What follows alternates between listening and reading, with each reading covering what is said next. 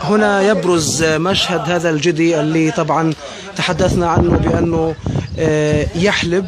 يعني هو جدي طبعا جاء من أراضينا المحتلة، جيء به إلى هنا إلى غزة ليعتاش من تجارته المزارعون وأصحاب هو المهتمين في القطاع الحيواني. على ما ننظر هنا يعني يحاول المواطن حلب هذا الجدي طبعا في مشهد وظاهرة غريبة هي ربما لكل من يشاهد طبعا عظمة الله عز وجل في مخلوقاته.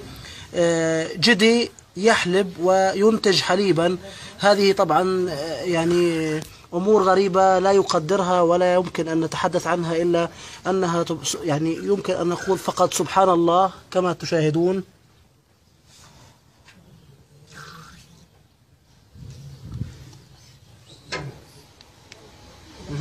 طبعا هو حليب طبيعي لونه أبيض لا مشاكل فيه كما قال بعض الموجودين هنا والمشرفين أو المسؤولين عن هذه الحيوانات وهذا الجدي تحديدا. وهذا هو طبعا الجدي الذي تحدثت عنه الأمور طبعا كما تشاهدون. هو برفقة طبعا بعض الجدي طبعا الثاني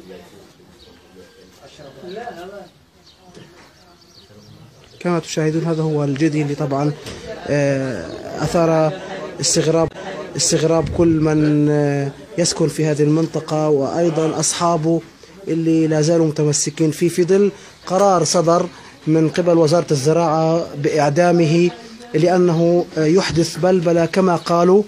البلبلة هذه نتيجة أنه الناس تريد أن تشرب حليب هذا الجدي لأنه غريب ومخلوق سبحان الله وضعت فيه هذه الأمور. الجدي طبعا الثاني